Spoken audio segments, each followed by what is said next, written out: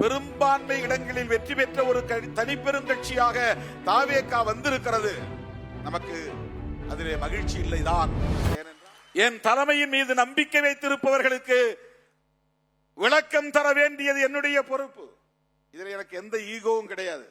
நான் பெரிய தலைவர், நான் யாருக்குன்னு விளக்கம் சொல்ல வேண்டிய அவசியம் இல்லை என்கிற அற்பத்தனமான ஒரு ஈகோயிஸ்ட் அல்ல நான். அப்படிப்பட்ட ஆள் இல்லை நான்.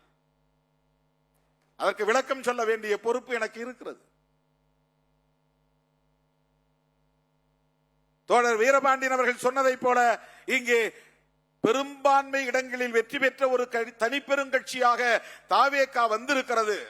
நமக்கு அதிலே மகிழ்ச்சி இல்லைதான். ஏனென்றால் நாம் திமுக கூட்டணியிலே போட்டியிட்டோம்.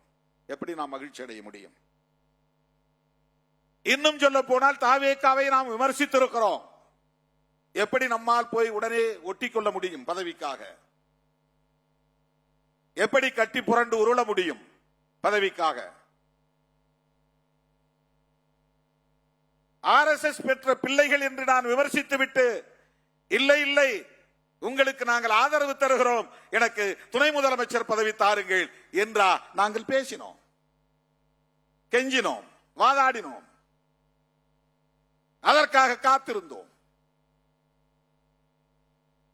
இல்லை, நாங்கள் அப்படி பேசியது எங்களுக்கு இருந்த சந்தேகம்.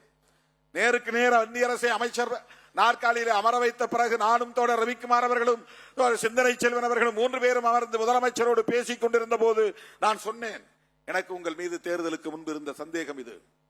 ஆனால் நீங்கள் எடுத்திருக்கிற இந்த முடிவு எங்களை வியப்புக்குள் ஆழ்த்தி இருக்கிறது.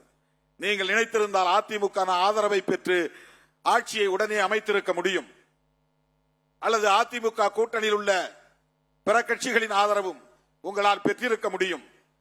ஆனால் மதசார்பற்ற சக்திகளாக களத்தில் மக்களால் அடையாளம் காணப்பட்டிருக்கிற எங்களை போன்றவர்களை நீங்கள் அழைத்து ஆதரவு கேட்டிருப்பது ஒரு துணிச்சலான முடிவு.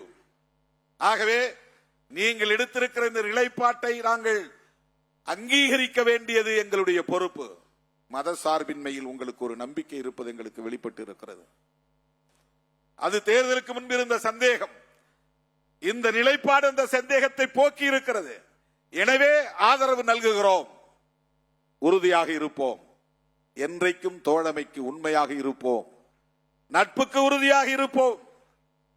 5 ஆண்டுகள் வரையில் உங்கள் ஆட்சி தொடரும், அதற்கு நாங்கள் உற்ற துணை இருப்போம் என்று சொன்னேன். பிளே ஸ்டோர் மற்றும் ஆப் ஸ்டோரில் இருந்து பாலிமர் செயலியை QR கோடு மூலம் பதிவிறக்கம் செய்யுங்கள். செய்திகளை உடனுக்குடன் பெறுங்கள்.